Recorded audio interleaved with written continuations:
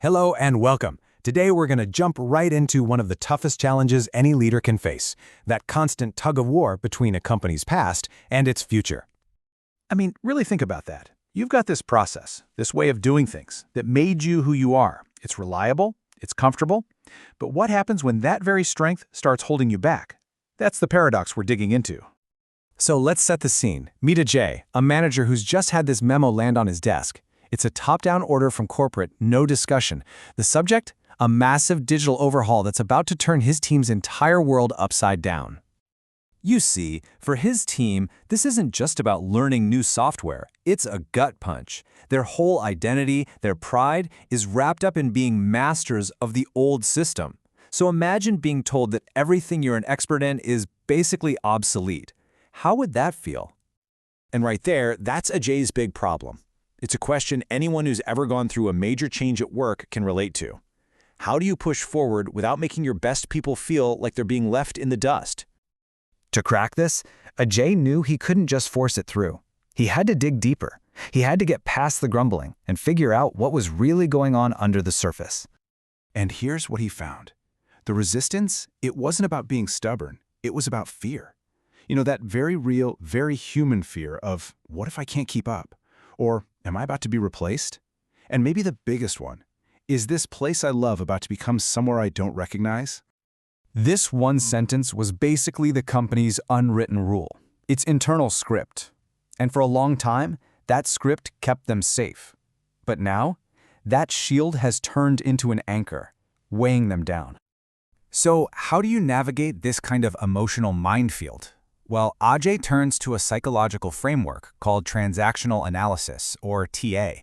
He realized he didn't need a weapon to force change. He needed a Mac to understand what was happening inside people's heads. And what's so cool about TA is how it breaks down our inner thoughts. We've all got these three voices rattling around in our heads, right? There's the cautious parent saying, hey, let's not break what works. Then there's the emotional child who feels frustrated and just sighs, not another new thing to learn.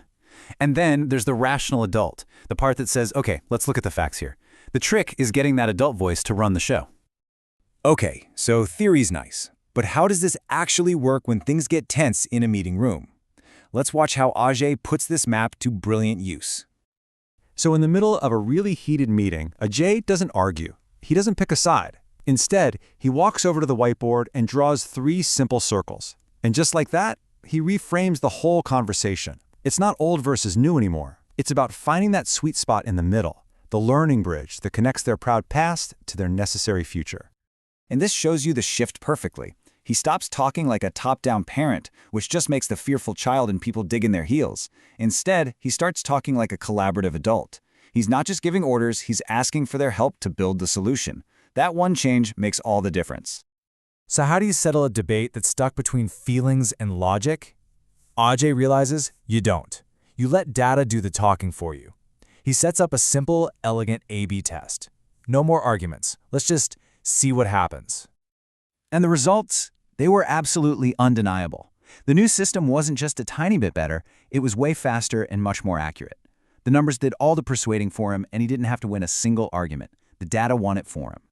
And now, with this data-backed win, Ajay can do something way more powerful than just install new software. He can actually start to rewrite the team's entire script about what change even means. This right here is his masterstroke. He doesn't tell them to forget tradition. He asks them to redefine it. He shows them that true respect for the past isn't about keeping it frozen in time. It's about making it strong enough to have a future. He drives this idea home in a company town hall with this one powerful line. Think about it. Innovation isn't the enemy of tradition, it is tradition. It's just the next chapter in the story. And with that single thought, he gets everyone on the same page. And that leaves us with a question for you. Think about your own work.